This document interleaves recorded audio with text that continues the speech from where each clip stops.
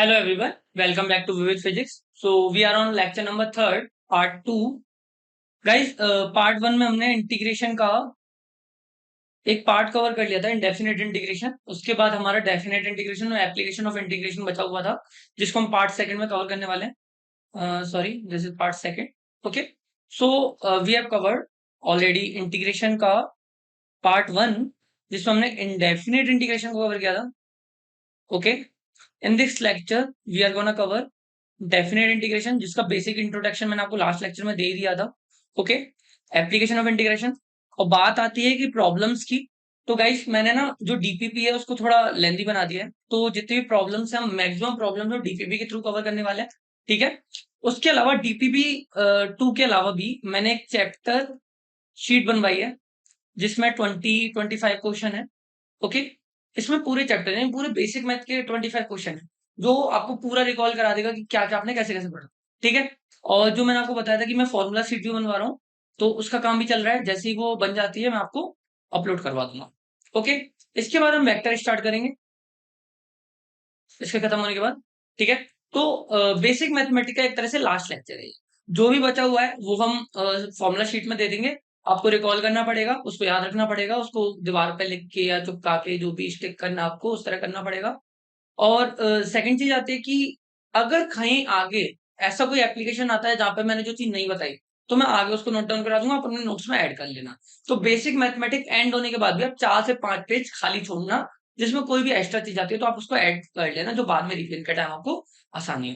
ठीक है, तो अभी हम स्टार्ट करते हैं from the next topic, definite integration. देखो, डेफिनेट इंटीग्रेशन का मैंने बेसिक इंट्रोडक्शन उस टाइम दे दिया था कि नॉर्मल ये इंडेफिनेट इंटीग्रेशन ही है. बस इंडेफिनेट इंटीग्रेशन में क्या होता है, देखो मैंने इंडेफिनेट इंटीग्रेशन पढ़ा था, और इंडेफिनेट इंटीग्रेशन जब मैं जब भी कर रहा था तो क्या कर रहा था कि कांस्टेंट वैल्यू लगा रहा था प्लस सी करके, है ना. प्लस सी लगा रहा था जो एक कांस्टेंट था, और इस कांस्टेंट की वैल्यू क्या थी, डिफाइन नहीं थी, मतलब वो कुछ भी हो सकता था, है ना, कुछ भी हो सकता था. लेकिन यहाँ पे ऐसा नहीं होगा, यहाँ पे कांस्टेंट वैल्यू नहीं आती. यहाँ पे हम लिमिट्स लगाते हैं, तो जो भी लिमिट्स होगी वो उस कांस्टेंट वैल्यू को डिफाइन कर देगी, इसलिए उसको हम डेफिनेट इंटीग्रेशन बोलते हैं. तो definite integration is nothing but just integration, यानी या फिर हम बोल सकते हैं कि इंडेफिनेट इंटीग्रेशन ही है with upper limit and lower limit. ठीक है, अब अपर लिमिट लोअर लिमिट कैसे समझते हैं. देखो, जैसे कि एफ ऑफ एक्स है, ये फंक्शन है जिसका मेरे को इंटीग्रेशन करना है विद रेस्पेक्ट टू एक्स. ठीक है, और यहाँ पे मैं लिमिट लगा दी x1 से लेके x2 तक. तो जो ऊपर वाली लिमिट है उसको अपर लिमिट बोलेंगे, ये अपर लिमिट है, और ये वाली लोअर लिमिट है. ठीक है, तो इसको हम बोलते हैं डेफिनेट इंटीग्रेशन. मान लो, अब इसको सॉल्व कैसे करते हैं. देखो, मैंने माना कि मेरे को एफ ऑफ एक्स का इंटीग्रेशन करना है विद रेस्पेक्ट टू एक्स. ठीक है, और वो करने पे मेरे पास आता है जी ऑफ एक्स प्लस सी. जब कांस्टेंट वैल्यू लगा देते हैं तो प्लस सी करके आता है, तो जी ऑफ एक्स प्लस सी आ गया. अब अगर मैं इसको डेफिनेट इंटीग्रेशन में, मैंने माना ये तो हो गया मेरा इंडेफिनेट इंटीग्रेशन, है ना, इंडेफिनेट इंटीग्रेशन. और अगर मैं बात करूं कि डेफिनेट इंटीग्रेशन की बात कर रहा हूं मैं, डेफिनेट इंटीग्रेशन कैसे होता है. तो डेफिनेट इंटीग्रेशन समझो मैंने लिमिट लगा दी, जैसे कि एफ ऑफ एक्स वही करना है डी ऑफ एक्स के थ्रू, और x1 से x2. तो क्या होता है, जी ऑफ एक्स सी आएगा, बट यहाँ पर अब लिमिट लग जाएगी, लिमिट लगेगी x1 से x2, सी हट जाएगा, जो हम कांस्टेंट लगा रहे थे वो हट जाएगा. तो अब इसको सॉल्व कैसे करेंगे, जो अपर लिमिट है पहले उसको इक्वेशन में रखेंगे, तो जी x2 रख देंगे माइनस, फिर जो लोअर लिमिट है उसको रख देंगे, तो x. जैसे कि एक एग्जांपल देता हूँ, बेसिक से एग्जांपल देते हैं. तो एग्जांपल लेते हैं, इंटीग्रेशन ऑफ करना है x square into d x 2 to 3 करना है. ठीक है, लिमिट लगा दी मैंने 2 to 3. ओके, तो अब मैं अगर इसका इंटीग्रेशन करूंगा तो क्या आएगा, x³ by 3. ठीक है, एक्स पावर एन का इंटीग्रेशन करते हैं तो x power n plus one divided by n plus one आता है. और यहाँ पे मैं लिमिट लगा दूंगा एक्स इक्वल टू 2 से लेके एक्स इक्वल टू 3. तो पहले मैं 3 पुट करूंगा तो ये हो जाएगा 3 का क्यूब डिवाइडेड बाई 3 माइनस का 2 का क्यूब डिवाइडेड बाई 3. बस ऐसे सिंप्लीफाई करना होता है. तो ये हो जाएगा 9 माइनस 8/3. तो जब मैं इसको पूरा सिंप्लीफाई करूंगा तो मेरे पास आएगा 19/3. ये मेरा फाइनल आंसर होगा. तो अब ये डेफिनेट वैल्यू आ गई, प्लस सी वगैरह नहीं आया, नहीं ऐसा कोई इंडेफिनेट वैल्यू नहीं आई मेरे पास, इसलिए इसको हम डेफिनेट इंटीग्रेशन बोलते हैं. ठीक है, अब अगली चीज देखते हैं कि what is the geometrical meaning of definite integration. देखो मैंने माना, जब भी मैं एक फंक्शन को, मैंने माना मेरे पास एक फंक्शन है एफ ऑफ एक्स, तो ये एक्स का कुछ ना कुछ फंक्शन होगा। ठीक है, मैंने माना एक्स क्यूब ही मान लेता है। तो एक्स क्यूब का मैंने ग्राफ देखा है, मेरे को पता है एक्स क्यूब का ग्राफ क्या होता है, कुछ इस तरीके से जाता है, ऐसे। ठीक है, ऐसे जाता है। तो अब मैं बोलूं कि मेरे को एक्स क्यूब का इंटीग्रेशन करना है एक्स इक्वल टू 1 से एक्स इक्वल टू 3 के बीच। तो एक्स इक्वल टू 1 मैंने माना यहाँ पर होगा 1, और 3 होगा कुछ कुछ इधर। तो एक्स इक्वल टू 1 से लेके एक्स इक्वल टू 3 पर ये कर्व एक्स एक्सिस के संग जितना भी एरिया कवर कर रहा होगा, that will be defined with the definite integration, यानी F of x with respect to D X, X equal to 1 से एक्स इक्वल टू 3, जहां पर एफ ऑफ एक्स जो है वो एक्स क्यूब है। ठीक है, ऐसा। जैसे इन जनरल अगर मैं बात करूं कि इन जनरल कैसे बात करेंगे, तो देखो मैंने माना कि ये मेरा एक एफ ऑफ एक्स कर्व है, कुछ भी रैंडम सा ले लेते हैं, एफ ऑफ एक्स और एक्स के थ्रू अगर ये कुछ इस तरीके से जा रहा है ऐसा, और मैंने लिमिट ले रखी है एक्स इक्वल टू ए से एक्स इक्वल टू बी, तो ये जितना भी एरिया कवर होगा, area under the curve, that will be define with the help of f of x dot D x, और लिमिट लगा दी एक्स इक्वल टू ए से x equal to B, यानी जो एरिया अंडर द कर्व होगा वो इसके through define होगा, area under the curve. Okay, अब कुछ कुछ थ्योरम्स आती हैं इसमें, जैसे कि एक नॉर्मल सी बात करूं, मैंने लिमिट लगा लिखी है ए से b f of x into d x. तो अगर मैं इसकी लिमिट को इंटरचेंज कर दूं, लाइक बी टू ए कर दूं, ए की बी की जगह, तो नेगेटिव साइन आ जाएगा, तो माइनस का ये होगा b to a f of x into d x. ये बहुत इंपॉर्टेंट है, इसको लिख लेना है ना। अब मैं बात करता हूँ कि एक कोई कांस्टेंट वैल्यू है, या फिर मैं डायरेक्ट डी एक्स ले लेता हूँ, ए टू बी, तो इसका आंसर क्या होगा? सिंपल सी बात है, इसका आंसर होगा बी माइनस ए। ठीक है, ये आंसर होगा। तो ऐसे कुछ कुछ चीजें हैं जो, इनको भी हम उसमें दिखा देंगे आपको फॉर्मुला शीट में, जितनी भी इंपॉर्टेंट थ्योरम्स है। अब हम कुछ प्रॉब्लम्स देख लेते हैं इजी इजी सी, ज्यादा टफ नहीं देख रहे हैं, जो भी है बाकी डीपीपी के थ्रू सॉल्व करेंगे। इस लेक्चर को मैं ज्यादा लेंथी नहीं रखना चाह रहा, 25 से 30 मिनट का लेक्चर होगा ये वाला। तो अब जैसे कि लिमिट लगा दी पाई बाई 3 से 2 पाई बाई 3। ठीक है, तो सबसे पहले तो भूल जाओ कि लिमिट लगी हुई है। तो अगर मैं साइन एक्स का इंटीग्रेशन करता with respect to D x, तो मेरा क्या आता? माइनस का कॉस एक्स आता, माइनस का कॉस एक्स प्लस सी होता। तो अब अगर मैं इसको करता हूं, तो मैं क्या करूंगा, माइनस का कॉस एक्स, और लिमिट लगा देता हूँ यहाँ पे। लिमिट लगा दी मैंने कितनी, पाई बाई 3 से लेके 2 पाई बाई 3। तो मेरा आंसर क्या हो जाएगा, मैं कॉस ऑफ 2 पाई बाई 3 रखूंगा, माइनस साइन तो है ही है, और माइनस साइन लेके minus of cos of pi by 3 रखूंगा। तो अब देखो कि माइनस का 2 पाई बाई 3 की वैल्यू क्या होती है और पाई बाई 3 की वैल्यू क्या होती है। तो पाई बाई 3 क्या होता है, 60 डिग्री। ठीक है, और 2 पाई बाई 3 क्या होता है, 120 डिग्री। अब मेरे को दोनों की वैल्यू तो पता ही है, पाई बाई 3 की वैल्यू क्या होगी, हाफ, माइनस का हाफ हो जाएगा। ओके, और यहाँ पे माइनस साइन है। अब 120 डिग्री की वैल्यू निकालने के लिए तो वही है कि A S T C rule लगाया, फर्स्ट सेकंड क्वाड्रेंट करके, है ना। तो ये क्या हो सकता है, 180 माइनस पाई बाई 3 कर सकता हूँ इसको, मतलब 180 माइनस 60 डिग्री कर सकता हूँ। ओके, जो कि 120 डिग्री होगा। तो 180 माइनस अगर मैं करता हूँ कॉस ऑफ, तो ये क्या आ जाएगा, माइनस का कॉस ऑफ 60 डिग्री। राइट, तो ये भी माइनस का हाफ ही होगा, और माइनस माइनस प्लस हो जाएगा क्योंकि यहाँ पे ऑलरेडी एक माइनस है। तो अब ये ओवरऑल 1 आ जाएगा। ठीक है, यानी प्लस का हाफ प्लस एक और हाफ आ गया, तो 1 हो जाएगा। ठीक है, इस तरीके से निकाल। और अगर मेरे को वैल्यू फिर भी देखनी है क्या होती है, तो मेरे को पता है कि कॉस का कर्व क्या होता है, इस तरीके से होता है कि 0 पे ऐसे होता है, फिर 90 पे 0 होता है, 180 पे -1 होता है। ठीक है, इस तरीके से जाता है। तो मेरे को देखना है इस जगह। ठीक है, तो समथिंग समथिंग 120 में कितना होना चाहिए, माइनस का हाफ ही होना चाहिए। ओके, यानी √3/2 तो इधर हो गया 30 डिग्री पे। 60 डिग्री पे जो वैल्यू होगी वही मतलब 120 डिग्री पे होनी चाहिए कर्व के हिसाब से अगर देखूं, लेकिन वो नेगेटिव में होनी चाहिए। तो बस इस तरीके से भी हम देख सकते हैं। अगला एग्जांपल देखते हैं, x³ + 3x को विद रेस्पेक्ट टू x में को इंटीग्रेट करना और लिमिट रखनी है 3 to 4। तो अगर मैं पहले इंटीग्रेशन ही करूं तो ये एक्स की पावर 4/4 होगा और प्लस 3x का क्या होगा 3 इंटू x³/3 होगा और लिमिट लगा दूंगा मैं यहाँ पे x इक्वल टू 3 to 4। तो इसका आंसर क्या आएगा x⁴ divided by 4 plus x³ क्योंकि 3 से 3 कैंसिल आउट हो गया। ठीक है और लिमिट रख दी मैंने 3 टू लेके 4 तक की। तो मैंने 4 का तो 4 की पावर 4 रखा डिवाइडेड बाई 4 प्लस 4 का क्यूब किया माइनस 3 की पावर 4 रखा डिवाइडेड बाई 4 और माइनस 3 का क्यूब कर दिया। तो जब मैं इसको सिंप्लीफाई कर लूंगा पूरा मेरा आंसर आ जाएगा। तो ये हो गया 64, ये हो गया 64 माइनस 3 की पावर 4 कितना होता है 81, ये हो गया 81/4 और ये हो गया माइनस का 27। इस पूरे को सिंप्लीफाई कर लूंगा आंसर आ जाएगा मेरा। ठीक है अगले पे चलते हैं। टी की पावर एक्स का इंटीग्रेशन करना है विद रेस्पेक्ट टू एक्स और लिमिट रखनी है 3 to 5। तो ई की पावर एक्स का इंटीग्रेशन तो ई की पावर एक्स ही होता है और लिमिट रख दूंगा 3 टू लेके 5।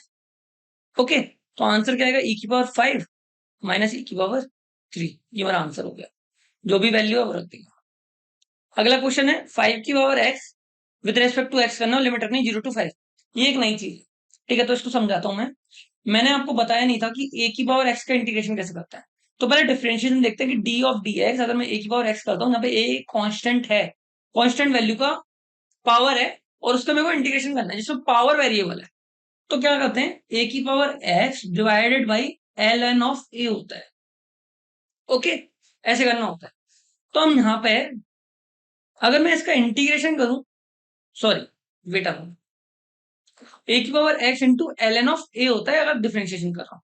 तो अगर मैं इंटीग्रेशन करूंगा डी की पावर डी सॉरी ए की पावर एक्स का इंटीग्रेशन करूंगा with respect to D x तो that will be equal to A की power X divided by L N of A. भाई यहाँ पे इंटू हो रहा था तो यहाँ पे डिवाइड हो जाएगा प्लस सी। तो अब यहाँ पे 5 की पावर एक्स का अगर मैं इंटीग्रेशन करूंगा तो 5 की पावर एक्स डिवाइडेड बाई क्या होगा एल एन ऑफ 5 यानी लॉग ई बेस पे 5 और इसका लिमिट रखी 0 टू लेके 5 तक। तो यहाँ तो आ गया 5 की power 5 divided by L N of 5 minus का 5 की power 0 divided by L N of 5। तो अगर मैं एल एन ऑफ 5 को अगर मैंने कॉमन निकाल लिया तो मेरे पास आ गया 5 की पावर 5 माइनस 5 की पावर 0 जिसकी वैल्यू 1 होगी। तो ये मेरा आंसर हो गया। ओके इसको और सिंप्लीफाई भी कर सकता हूँ वैसे तो वैल्यू रख के, पर मेरे को सिर्फ समझाना की होता क्या है। अब आती है एप्लीकेशन। तो पहली एप्लीकेशन तो वही है कि एरिया अंडर द कर्व बताता है जो मैंने ऑलरेडी एक्सप्लेन कर दी कि इस तरह से अगर कोई कर्व है और मैं इंटीग्रेशन ऑफ कर रहा हूँ कि f of x with respect to D x और लिमिट रख दी एक्स टू लेके ए टू एक्स की बी। ठीक है और ये कोई कर्व जा रहा है इस तरीके से तो एक्स ऑफ ए से लेके एक्स ऑफ बी जितना भी एरिया अंडर द कर्व होगा that will be define with the help of this यानी इसकी जो वैल्यू होगी वही ये इस एरिया को डिफाइन करेगा। ठीक है अब एक थोड़ा सा चेंज कर दूं। मैंने माना मैंने एफ ऑफ वाई लिया है कोई और डी ऑफ वाई कर रखा है और y of a y of b. तो हम यहाँ पे जो विद रेस्पेक्ट टू आता है ना उसी के संग एरिया देखते हैं। ठीक है तो कैसे मैंने माना कि मेरा इस तरीके से एक कर्व जा रहा है ऐसे तो मैं वाई ऑफ वन से वाई ऑफ ए से वाई ऑफ बी का वो देखूंगा एरिया और ये वाला एरिया देखा जाएगा ये वाला नहीं देखा जाएगा। ठीक है ये वाला एरिया नहीं देखा जाएगा ये वाला देखा जाएगा वाई एक्सिस के संग जो बन रहा है क्योंकि मैं वाई के संग वो कर रहा हूँ। ठीक है अब एक और चीज आती है कि एवरेज वैल्यू फाइंड करने के लिए भी हम डेफिनेट इंटीग्रेशन का यूज करते हैं। कैसे कि अगर मैं बोलूं कि मेरे पास एवरेज वेलोसिटी मेरे को निकालनी है और मेरे को वेलोसिटी का फंक्शन दे रखा है विद रेस्पेक्ट टू टाइम। मैंने माना मेरे को v equal to F of T दे रखा है। ठीक है और मेरे को t इक्वल टू ए से t इक्वल टू बी के बीच में मेरे को एवरेज वेलोसिटी निकालनी है। तो मैं क्या करूंगा average velocity will be equal to v of d t with respect to मैंने इंटीग्रेशन कर दिया डेफिनेट और डिवाइडेड बाई मैंने डी ऑफ टी और कर दिया वही ए टू बी। तो मेरे को पता है कि जो नीचे वाला मैंने एरिया ये चीज ली है इसका मीनिंग तो बी माइनस ए ही होता है राइट। तो अब अगर मेरे को एवरेज वेलोसिटी ऐसे देखनी है तो that will be equal to integration of f of t d t t equal to a to t equal to b divided by integration of d of t of a t of b. अब इसको average velocity ना लिख के average of any function लिख देते हैं average of any function for given limit, ठीक है, जो भी हमने लिमिट ले ली। अब इसके बेसिस पे एक दो क्वेश्चन देख लेते हैं, ठीक है, इस वाले कॉन्सेप्ट के बेस पे एक दो क्वेश्चन देख लेते हैं। तो पहला क्वेश्चन तो यही है कि the velocity time graph of a car moving along a straight road is shown in the figure, ठीक है, मेरे को वेलोसिटी टाइम ग्राफ मेरे को गिवन है ये वाला ऑलरेडी। तो मेरे को बोला कि एवरेज वेलोसिटी निकालनी है of the car in the first 25 second. तो I know that v of average क्या होता है, integration of v into D T, जो भी v का मेरे को फंक्शन दे रखा है टाइम के रेस्पेक्ट में, ओके। और मेरे को फर्स्ट 25 सेकंड में निकालना है, तो मैं लिमिट रख दूंगा t equal to 0 to t equal to 25, right. और वापस से इंटीग्रेशन करूंगा d ऑफ t का, वही t इक्वल टू 0 से लेके t इक्वल टू 25, यही होगा। तो अब मैं क्या करूंगा, आई नो दैट कि इसका meaning area under the curve होता है, v और t के बीच का जो भी एरिया बन रहा होगा वो होता है। तो ये तो हो गया मेरा क्या, एरिया अंडर द कर्व, जो कि मैं डायरेक्ट इस कर्व से निकाल सकता हूं, डिवाइडेड बाई ये क्या है, dt को मैं क्या लिखता हूं, अगर मैं d ऑफ t कर रहा हूं इंटीग्रेशन a टू b के रेस्पेक्ट में, तो b माइनस ए होता है, तो 25 माइनस 0 का तो 25 ही आना चाहिए, राइट। अब मैं इसका एरिया कैलकुलेट कर लेता हूं। तो पहला एरिया क्या हो गया, ये ट्राइंगल बन रहा है जिसकी एक साइड 10 है एक साइड 20 है, ये ट्राइंगल बनना है, तो एरिया क्या होगा, हाफ इंटू 20 इंटू 10, तो ये 100 हो गया। प्लस दूसरा एरिया क्या, 10 टू 20 के बीच का गैप आ गया, 10 आ गया ये, और हाइट कितनी है 20, तो ये 200 हो गया एरिया ये वाला, तो ये 200 ले लिया। ये 5 है, 20 से 25 5 हो गया, और ये लेंथ कितनी है 20, तो हाफ इंटू 5 इंटू 20, तो ये 50 हो गया। तो टोटल एरिया कितना आ गया 325, सॉरी 350, वेट अ मिनट, 350 हो गया। तो मेरे पास एरिया तो आ गया, एरिया अंडर द कर्व तो आ गया 350, तो मैंने यहाँ पे तो डायरेक्ट लिख दिया कि 350 होना चाहिए, और डिवाइडेड बाई मैंने 25 कर दिया। तो जब भी मैं इसको सॉल्व करूंगा मेरे पास आंसर आ जाएगा, ठीक है, सिंपल क्वेश्चन था। तो ये मेरा आंसर हो गया, ये हो गया एवरेज वेलोसिटी। आगे चलते हैं, अगला क्वेश्चन है, मेरे को एवरेज वैल्यू डिफाइन करनी है। मेरे को फंक्शन दे रखा y equal to 2x plus 3 in the interval 0 to 1, ठीक है। तो मेरे को एवरेज निकालना है, एवरेज ऑफ y। पहले एक और चीज बता दूं कि एवरेज का साइन ऐसे होता है, देखो इस तरीके से बंद करता है, जैसे v का एवरेज निकालना था तो ये v एवरेज था, और y का एवरेज निकालना तो y ऑफ एवरेज ऐसे निकालता है। तो एवरेज ऑफ y लिखा मैंने, ठीक है, मैंने इंटीग्रेशन किया 2x प्लस 3 का विद रेस्पेक्ट टू dx, और लिमिट रख दी x equal to 0 to x equal to 1, ठीक है। फिर इंटीग्रेशन किया dx का, वही x equal to 0 to x equal to 1, तो नीचे वाले का आंसर तो 1 ही आना चाहिए, 1 माइनस 0 करूंगा तो, ठीक है, और ऊपर वाले का इंटीग्रेशन करूंगा तो क्या आएगा, और 2x square by 2 plus 3x, और मैं लिमिट रख दूंगा, लिमिट क्या है मेरी 0 टू 1, ठीक है। तो 2 से तो 2 कैंसिल आउट हो गया, और 1 का स्क्वायर 1 ही होता है, तो 1 प्लस 3, और माइनस का 0 माइनस 0 डिवाइडेड बाई 1, तो ये आंसर आ गया मेरा 4। तो एवरेज वैल्यू क्या होगी इस फंक्शन की, 4, ओके। तो इस वाले लेक्चर में हम इतना ही कवर कर रहे हैं, ज्यादा कुछ कवर नहीं कर रहे। तो जो डीपीपी 2 है, सॉरी डीपीपी 3 है, डीपीपी 2 में तो डिफरेंशिएशन वाला पार्ट है, डीपीपी 3 है इंटीग्रेशन की, उसको आप पूरा सॉल्व कर लेना, और उसके बाद एक चैप्टर शीट आएगी, उसको पूरा सॉल्व कर लेना। आज के लेक्चर में इतना ही कवर कर रहे हैं, और चैप्टर शीट का सॉल्यूशन भी आएगा, पूरा वीडियो सॉल्यूशन आएगा। तो फिलहाल के लिए इतना ही, thank you so much guys. अब मिलते हैं नेक्स्ट लेक्चर में जिसमें हम वेक्टर को स्टार्ट करेंगे।